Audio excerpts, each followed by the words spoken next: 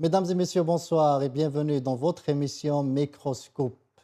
La campagne électorale pour les élections législatives du 2 juillet prochain touche à sa fin.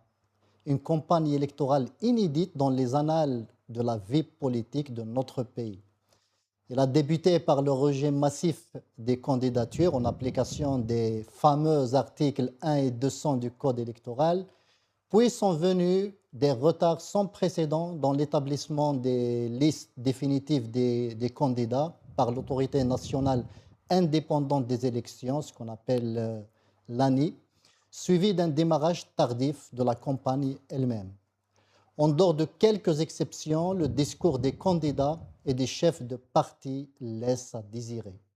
Une campagne électorale dont les électeurs semblent se détourner de plus en plus, à en croire les images qui nous parviennent de différentes régions d'Algérie, tandis que nombre de responsables politiques s'enfoncent dans des discours creux et la médiocrité.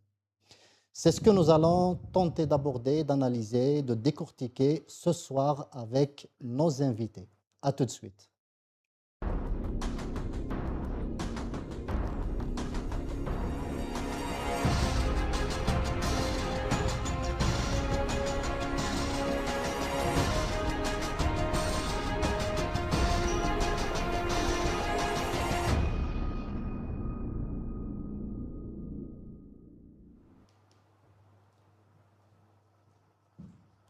Désenchantement et médiocrité politique, c'est le titre de notre émission ce soir. Pour en parler, j'ai le plaisir de recevoir ici sur le plateau le militant politique de la diaspora, Blaïd Jamer. Blaïd, bonsoir et merci d'avoir accepté notre invitation. Bonsoir à Adel Azoulflech et bonsoir à tous les téléspectateurs et téléspectatrices qui regardent le Maghrébia en ce moment. Et sans oublier les détenus d'opinion qui ont été oubliés par tous les candidats, malheureusement, aux législatives et leurs familles. Je leur Surtout rends en ce moment de canicule. exactement un très grand hommage et souhaitant qu'ils finiront par sortir. Voilà. Et merci pour l'invitation. Merci Blaïd. Et par Zoom depuis Paris, le chercheur en sciences sociales, Monsieur Gessoum Jamel. Est-ce qu'il est là, Jamel Gessoum? Il va nous rejoindre dans quelques instants. Je commence avec Blaïd. Blaïd, nous sommes à 3 jours en fait de la fin de la campagne électorale. Est-ce que vous avez suivi un petit peu ce qui se passe? Alors, pour la question, j'ai suivi un petit peu, pas beaucoup. Parce que, bon, premièrement, ici, je pense qu'il n'y a rien n'a été fait. C'est bizarre d'ailleurs, parce que dans la diaspora, on aurait aimé voir peut-être des candidats, parmi les candidats, faire des conférences, des meetings, nous présenter leur programme. Mais il n'y a rien eu. Je n'ai pas entendu, j'ai rien vu, à moins que ça s'est passé en douce, parce que certes, les opposants ici, ils sont pas chauds. Ils savent que c'est les mêmes élections comme avant et tout. J'ai suivi un petit peu par rapport à ce qui se passe en Algérie. Alors, j'ai vu plus que c'est une campagne électorale cette année, comme vous avez mis, médiocre, exactement. On n'a jamais vu une campagne médiocre comme cette fois-ci, qui se passe uniquement et assumé par certains candidats d'ailleurs, uniquement sur les réseaux sociaux. On n'a pas besoin aujourd'hui de voir le citoyen, de voir les problèmes des citoyens, d'être près des citoyens, de présenter un programme ou quoi faire pour le citoyen. C'est sur Internet, sur Facebook. Sinon, quelques partis politiques, j'ai vu des extraits sur des réseaux sociaux. Il n'y a rien qui a changé par rapport aux anciennes campagnes. De un, c'est les mêmes figures, parlons des partis politiques.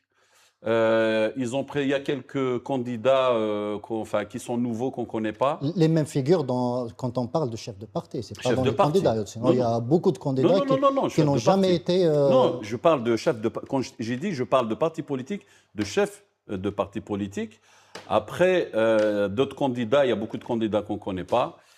Malheureusement, c'est que les mots sont toujours les mêmes. Il y a pas, on voit, enfin, personnellement, je ne vois pas, et je dis on ne voit pas parce que je ne pense pas que quelqu'un voit une solution chez ces personnes-là, parce que pour la plupart, pour ne pas dire tous, mais pour la plupart et Donc, la grande partie, vous suivez le déroulement de cette oui, oui, campagne oui, électorale et vous avez cette curiosité de savoir ce qui se mais dit. bien sûr.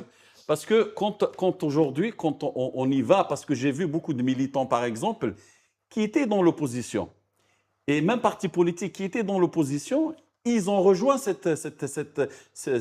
simulacre, je le dis, électoral, parce qu'il est identique aux autres. C'est que je me suis dit que peut-être il y a un changement. Mais quand je vois le discours de certains d'ailleurs, de ces présidents de partis, de certains candidats aussi, même qui étaient dans l'opposition, qui parlent par exemple, de solutions. Quelles solutions? Ni programme, ni, par exemple, on ne parle pas des détenus d'opinion, on ne parle pas de ce qu'a vécu le peuple algérien depuis 2019 à aujourd'hui, on ne parle pas des élections, par exemple, on ne parle pas du programme de Tebboune. Juste, je termine sur ça. On parle juste, par exemple, même Rakjian, même on va vous changer On va y cette arriver. vie. On Voilà. va y arriver, mais Ça veut dire qu'on est resté dans le stérile. on va y arriver à l'analyse du discours électoral. Voilà. Mais avant, j'aimerais qu'on regarde ensemble cette vidéo.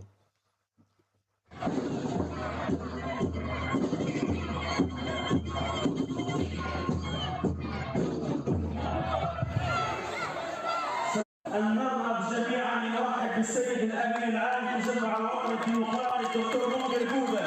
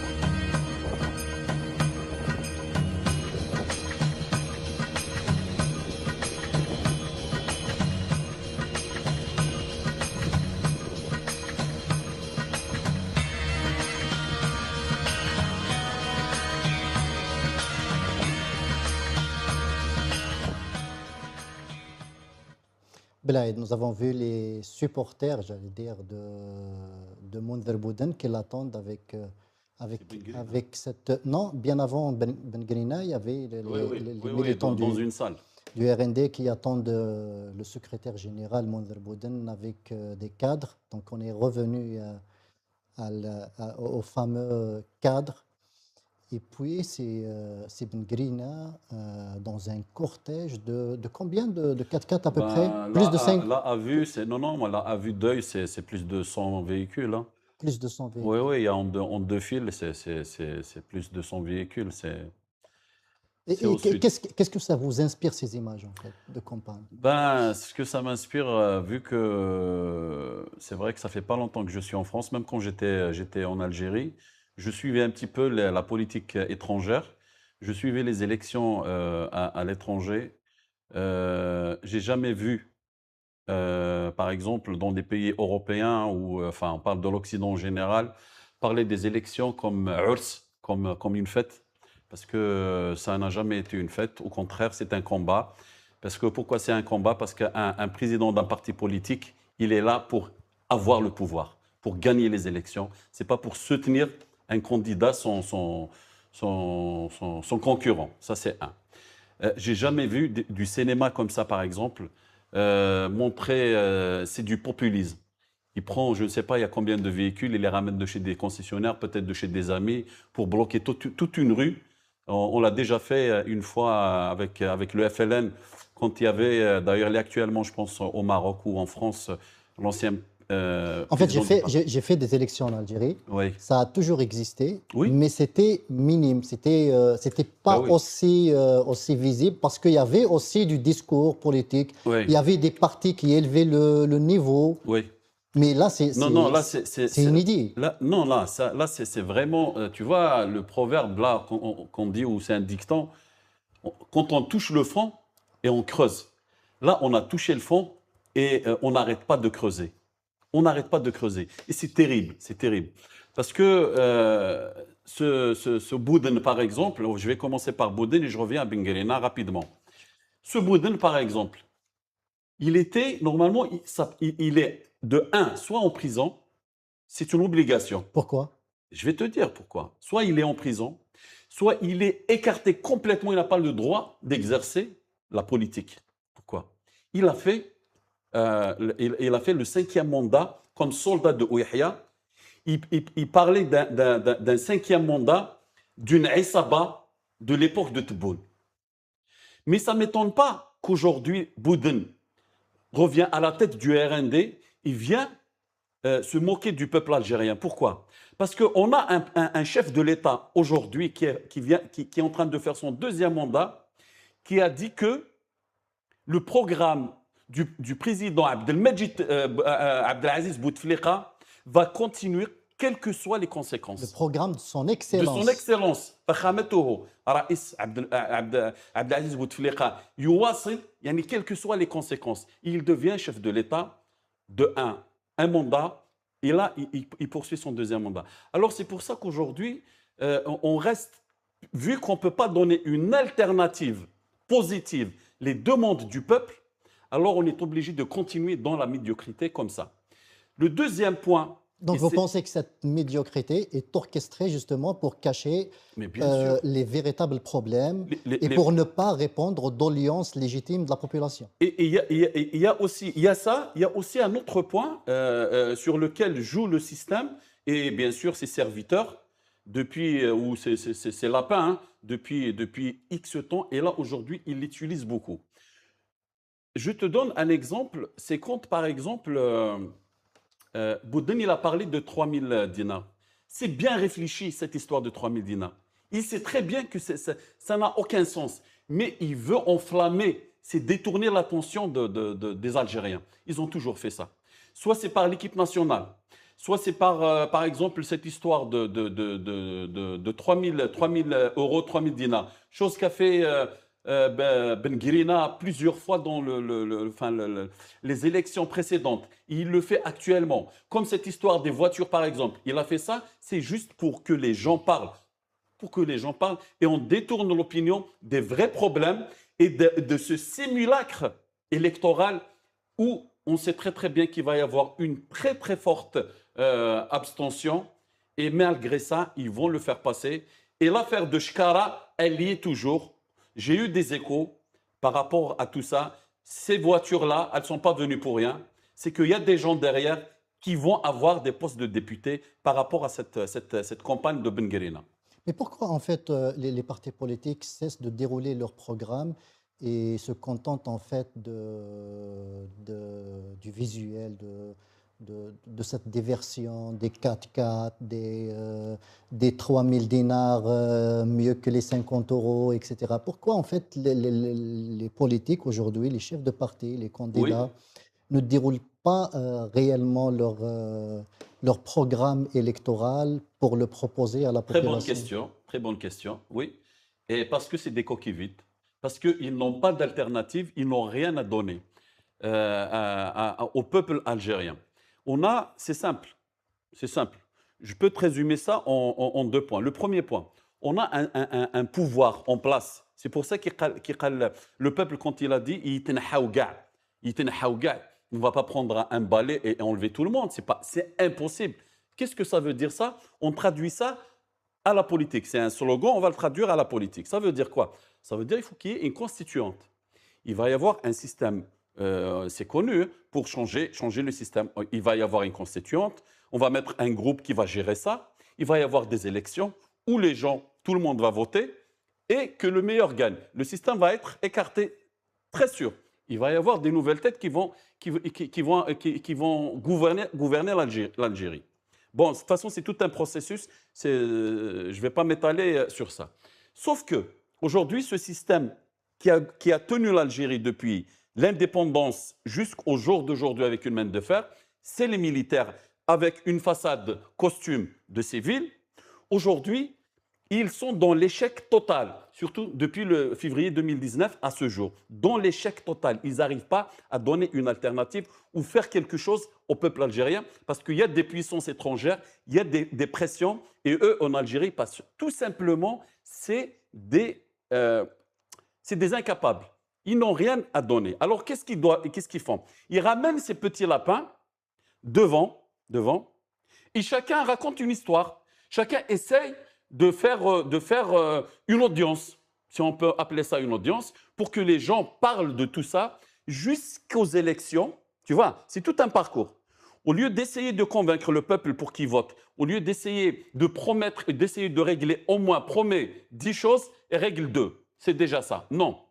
Ils sont en train de parler parce qu'ils ne peuvent pas parler d'autres choses, des problèmes et tout. Ils vont se faire taper dessus par leur chef. Alors, qu'est-ce qu'ils font? Ils parlent de 3 000 dinars. Non, c'est mieux que... Ils comparent l'incomparable. Ne me compare pas l'Algérie à la France. Ne me compare pas l'Algérie au Maroc. Compare-moi l'Algérie à ce qu'elle est elle-même. Parle-moi de l'Algérie. Attends, parle-moi de l'Algérie. Lui, il ne fait pas ça. Qu'est-ce qu'il fait? Il compare au Maroc parce qu'on a des problèmes. Enfin, c'est politique. Hein. Le peuple, il n'a aucun problème. Il parle du Maroc. Il parle de la France. Il parle de quelques pays pour détourner l'attention et que les gens, aujourd'hui, parce que tout se passe sur les réseaux sociaux, que le peuple, bon, il commence à parler, à répondre sur les réseaux sociaux, jusqu'à la fin. C'est quoi la fin? C'est ce qu'ils veulent, eux, faire passer. C'est les élections. Le jour des élections, ils vont faire passer leurs élections le plus normalement du monde. Le lendemain des élections, il n'y a rien. Très bien. Voilà. Et est-ce qu'on peut en fait continuer à tromper le peuple aujourd'hui à l'ère des réseaux sociaux, de l'intelligence artificielle?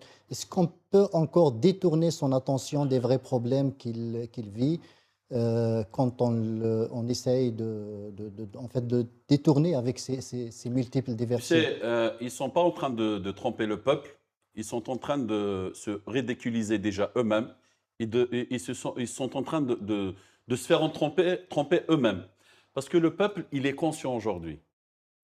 S'il n'y a pas une révolution, heureusement que c'est une révolution pacifique qu'il y a eu, s'il n'y a pas eu de violence en Algérie depuis février au jour d'aujourd'hui, c'est que c'est uniquement parce que le peuple algérien, il est un vrai nationaliste. Le peuple algérien aime son pays profondément. C'est pour ça que l'Algérie n'a pas sombré dans la violence. Ce peuple, normalement, ce pouvoir ne mérite pas ce peuple. Ce pouvoir qui est en place ne mérite pas ce peuple algérien, ce grand peuple. Parce qu'il y a beaucoup de gens, même dans l'opposition, qui disent « Chab istahel ». Non, je suis désolé.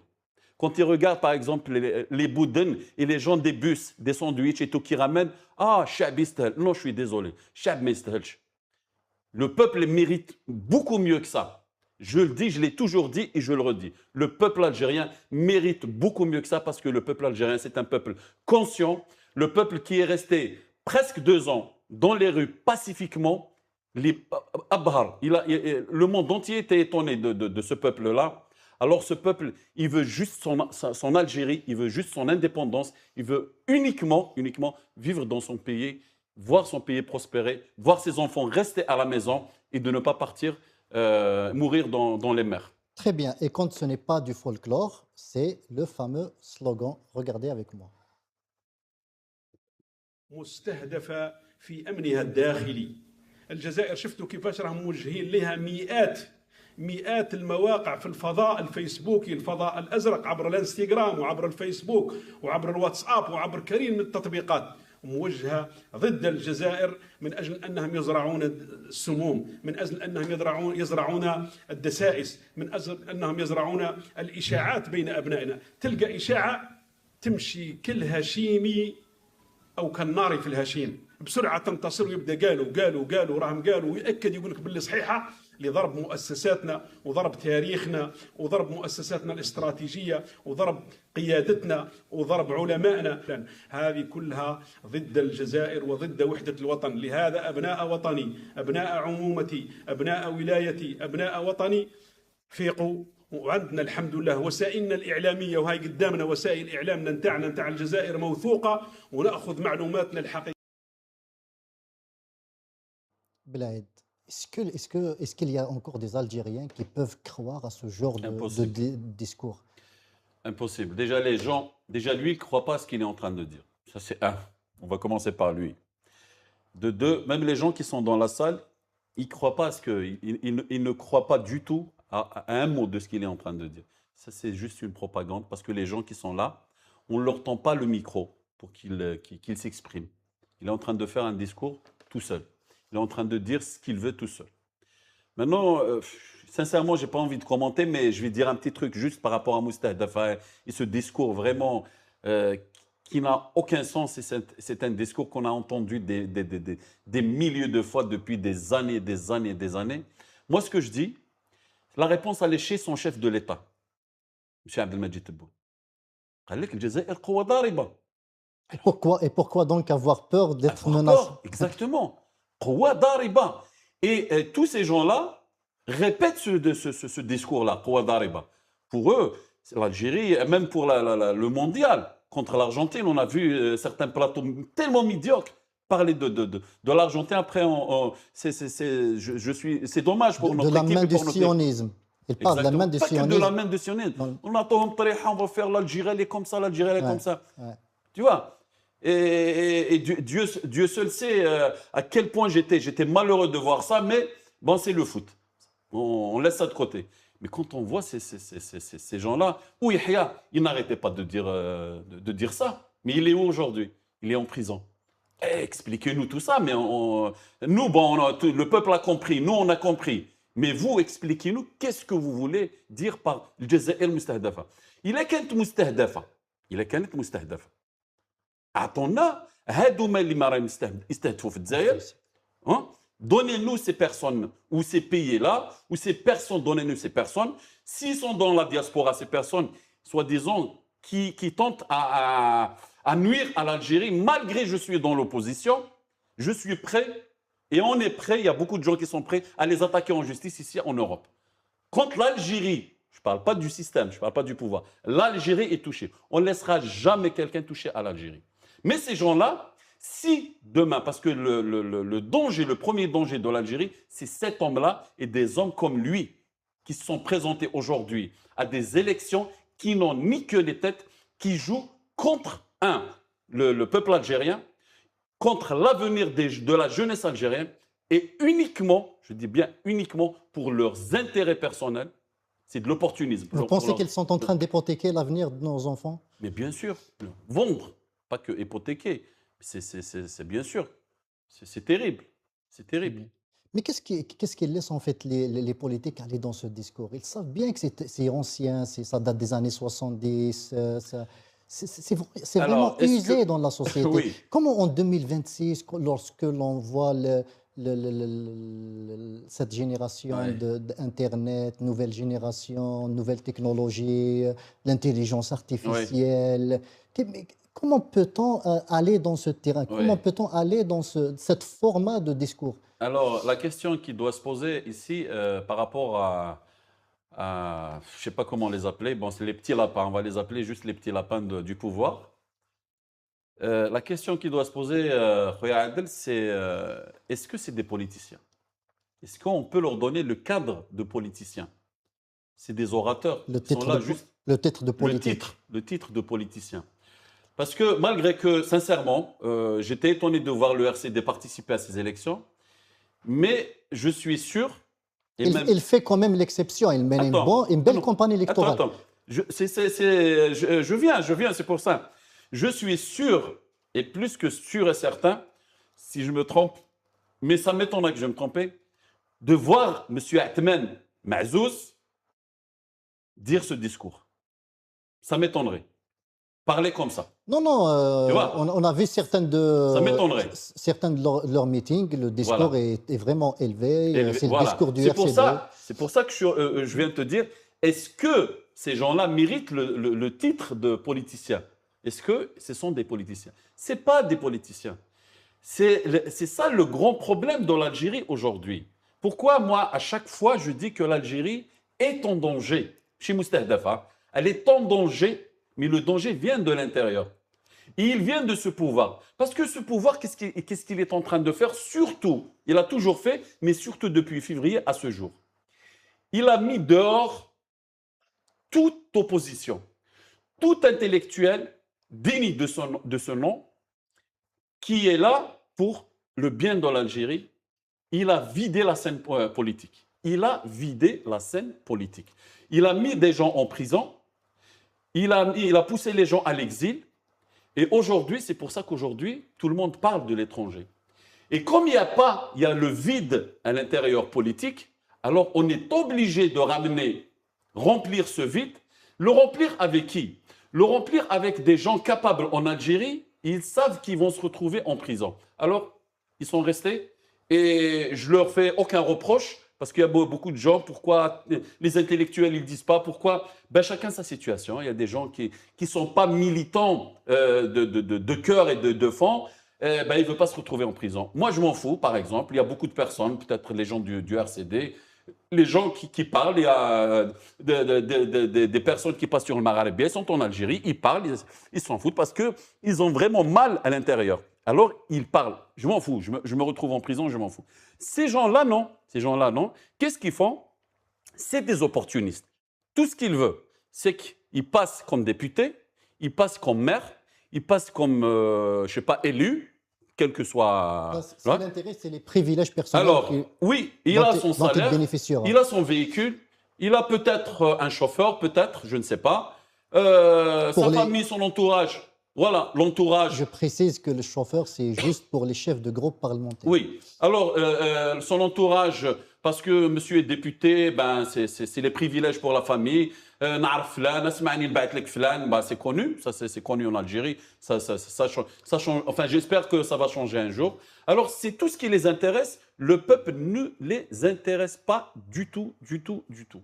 Très bien. Et justement, ce discours de menace sur l'Algérie est menacée, il y a la main étrangère, etc., est fait légion aujourd'hui chez les chefs de parti en Algérie. On va écouter ensemble, regarder ensemble cette vidéo. Pardon. إن العالم يشهد اليوم تحولات عميقة وتحديات متسارعة وهو ما يفرض علينا جميعا تعزيز الجبهة الداخلية والالتفاف حول مؤسسات الدولة والحفاظ على وحدة الوطن واستقراره. لقد أثبتت التجارب أن الدول القوية هي تلك التي تبني مؤسساتها على المشاركة الشعبية والثقة المتبادلة والعمل الجاد. ولذلك فإننا نعتبر أن نجاح الانتخابات التشريعية المقبلة سيكون رسالة قوية تؤكد نضج التجربة الديمقراطية الجزائرية وتمسك شعبنا بخيار الاستقرار والبناء.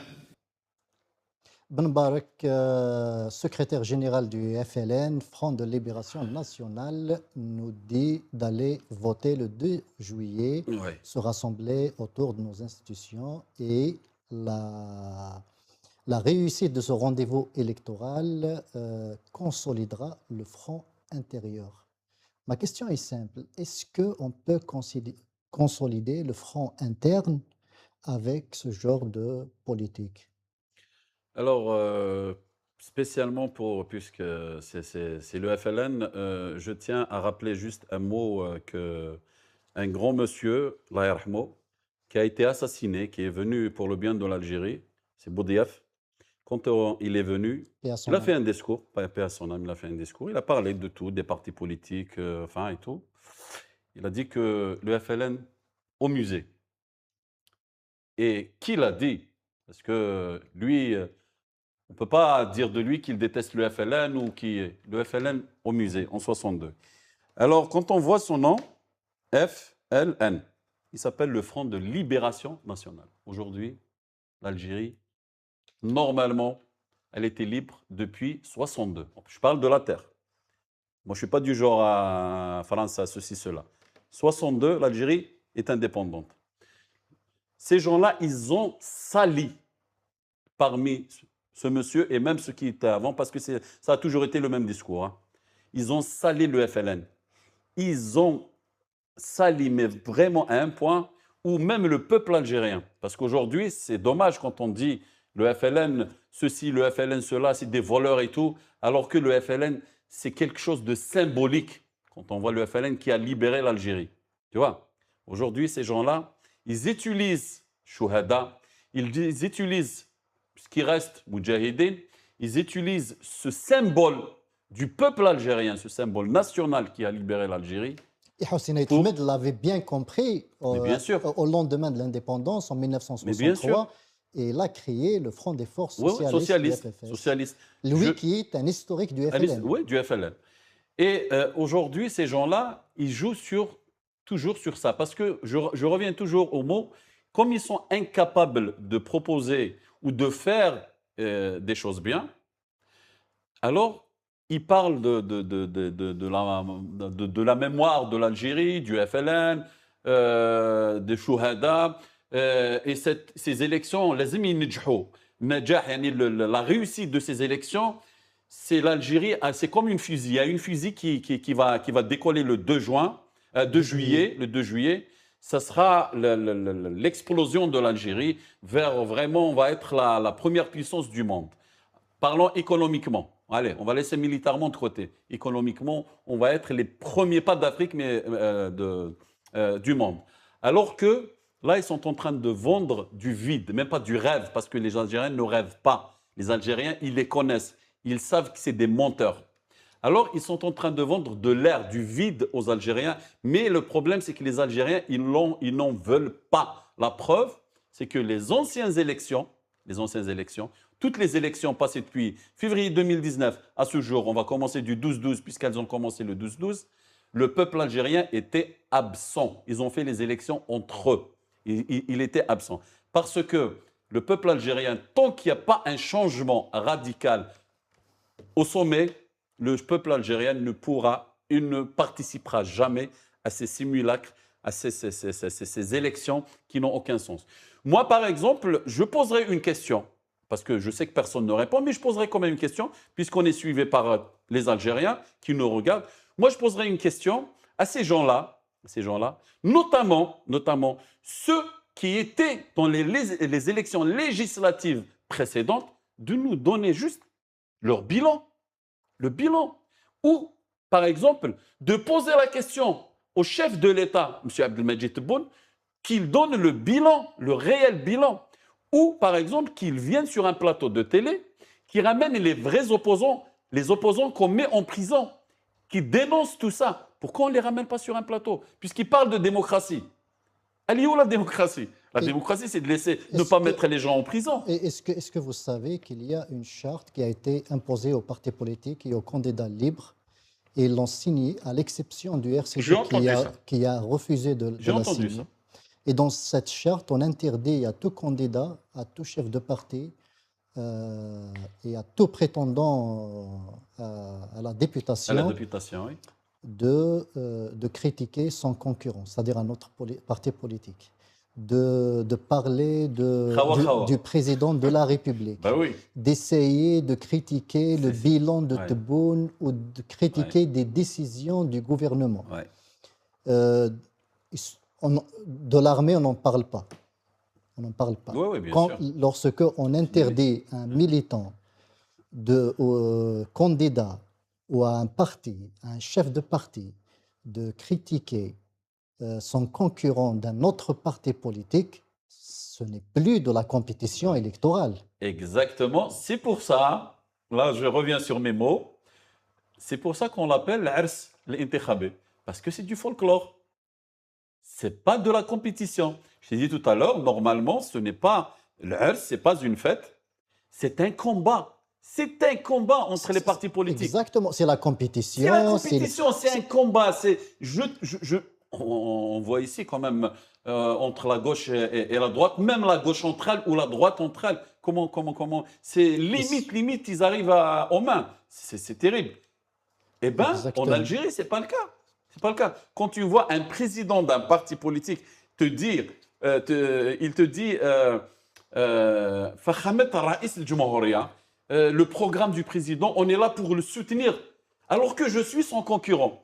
Je suis son concurrent et je te dis, je soutiens Abdelmajid Tebboune. Ou je soutiens, par exemple, Bouteflika. Très bien, très bien. Et à partir de ce que je viens de dire à propos de la fameuse charte qui a été imposée aux partis et aux candidats libres, on va écouter ensemble le président de l'Moustaqbel, Fath Boutbik.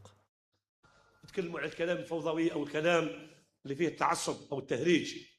نحن لسنا دعاة تهريج او كلام فقط. نحن نريد حقيقة ان نمارس السياسة بشرف ومسؤولية. وهنا نتكلم على البوليتيك. موش السياسة السياسوية او الشعبوية او البوليتيك. Pour lui, les chamailleries à l'intérieur du Parlement, c'est-à-dire le débat entre partis, le débat,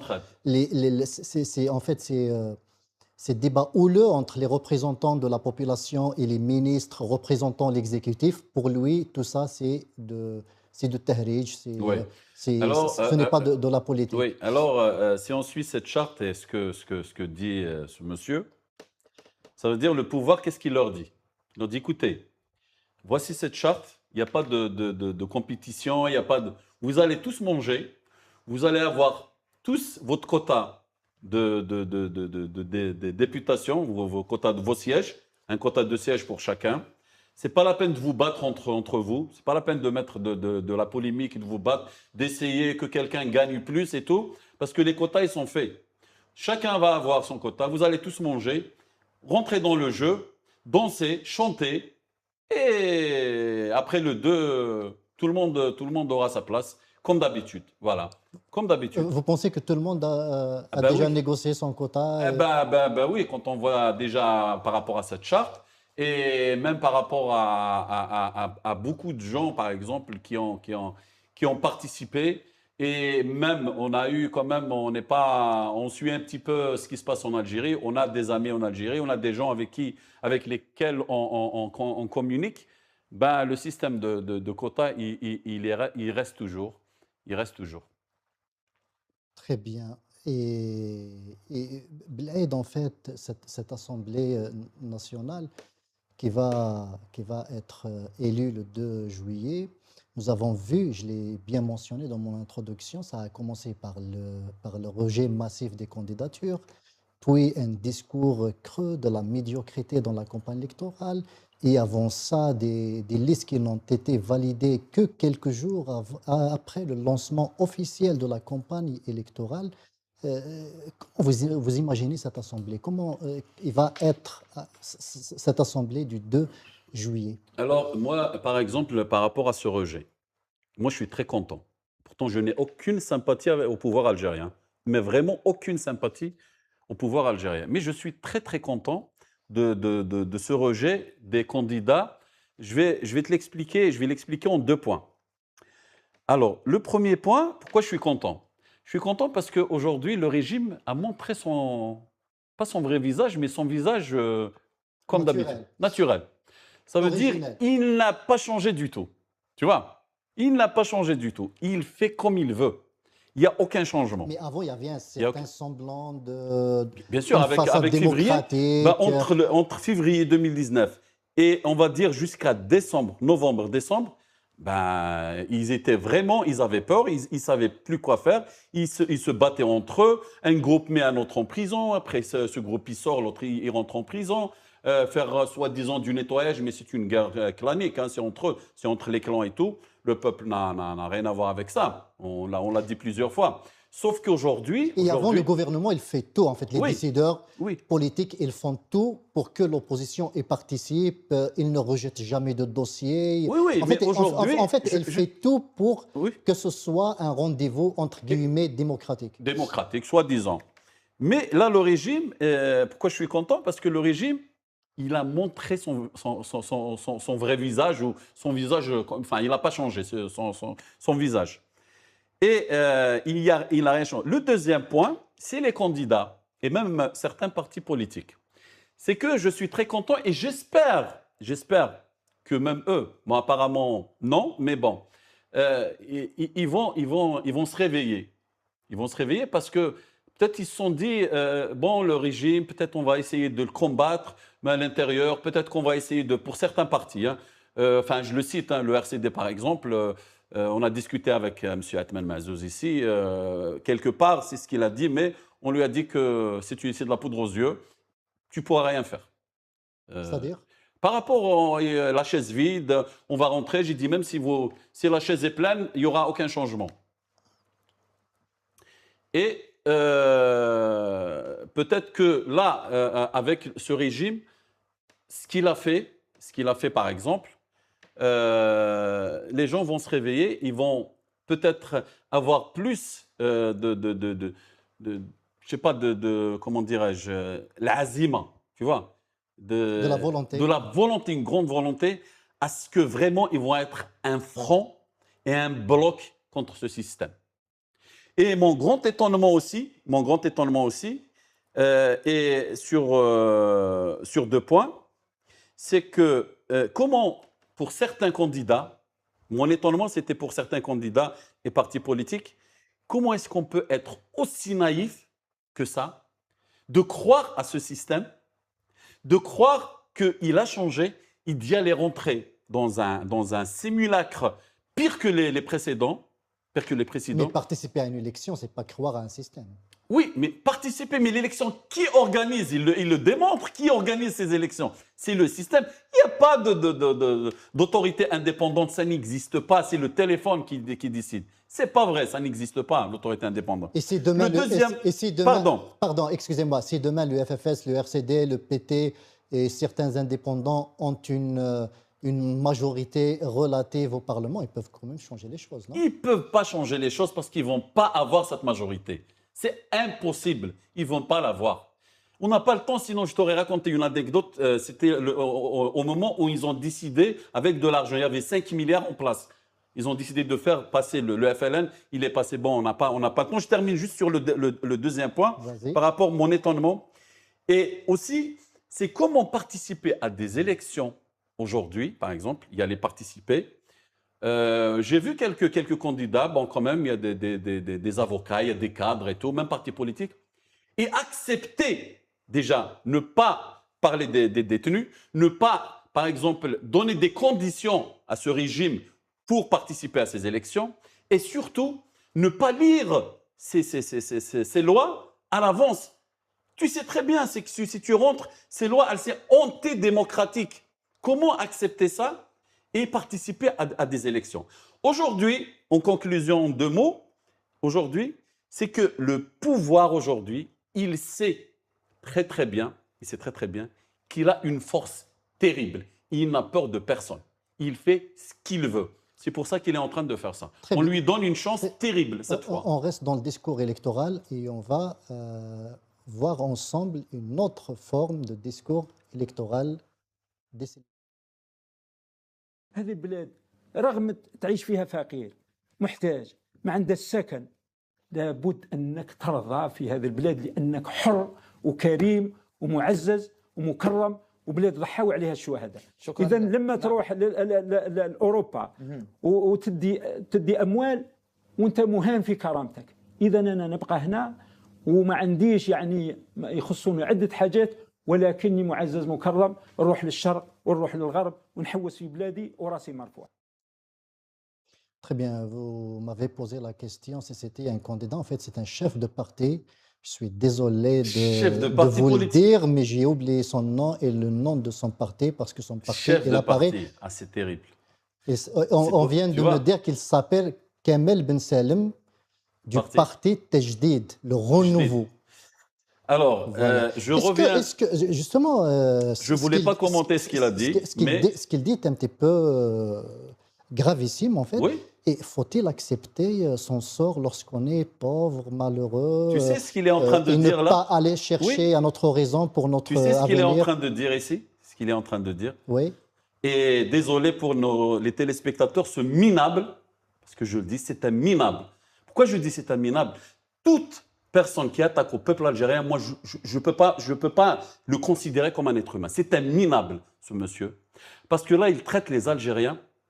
Et ces Algériens qu'il traite, il y a des médecins, il y a des ingénieurs qui vivent en Algérie, qui font marcher les institutions algériennes, qui veulent partir parce qu'ils en ont marre, mais ils sont restés pour l'Algérie, pour le peuple algérien. Ce minable, je dis bien ce minable, il est en train de traiter les Algériens d'animaux. Ça veut dire, même et tais-toi. Non, je suis désolé. Non.